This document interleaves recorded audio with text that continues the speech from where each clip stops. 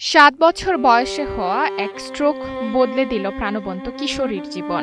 বেঁকে গেছে মেরুদণ্ড, অচল দুটি পা, তবুও অদম্য ইচ্ছাশক্তিতে ক্লাসে প্রথম সারিতে বসা ১৪ বছরের টুপুর রানী হতে চায় নার্স। তবে অর্থাভাবে থমকে গেছে তার চিকিৎসা ও স্বপ্ন।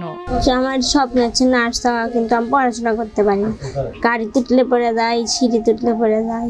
অনেক মেয়েরা আমার সামনে দিয়ে ঘুরে, আমার খুব কষ্ট হয় যে আমি ওদের মতো খেলবো, ঘুরবো, কিন্তু আমি পারি না, আমি অসুস্থ। আর বলে যায়, আমার বান্ধবীরাও খেলে, আমি উপরে বসে থাকি রুমের ভিতরে, যে আমি খেলতে পারি না, অসুস্থ। তো রাতে শুয়ে থাকতে আমার পেটে ব্যথা লাগে, চিন্তায় শুতে পেটে ব্যথা লাগে।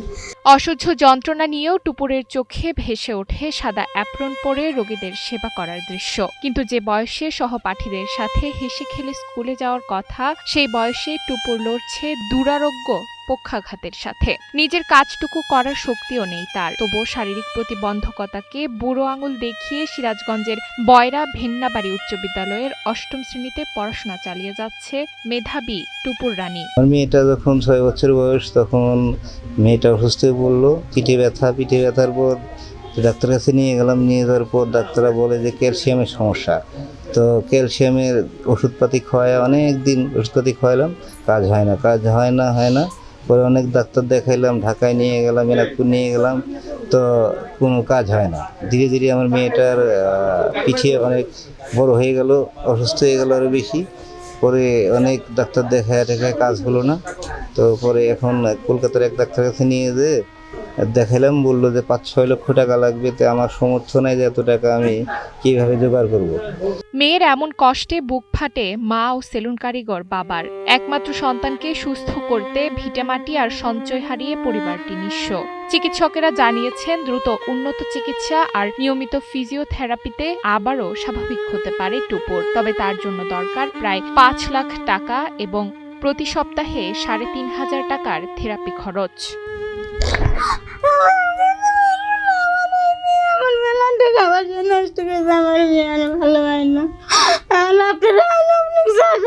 আপনাদের কাছে আমার অনুরোধ, আমার মেয়ে জানে আপনাদের নিয়ে ভালো আছে, আমি আমার মেয়ে জানি আগের মতন খেলাধুলা করতে পারে।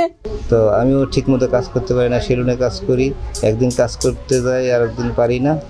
তো এইভাবে চলতেছে আমার দিন। তো আপনারা যদি সহযোগিতা করেন তাহলে আমার মেয়েটা সুস্থ হবে। হাত বাড়ালেই বেঁচে যেতে পারে একটি জীবন, পূরণ হতে পারে এক নিবেদিত প্রাণ নার্স হওয়ার স্বপ্ন।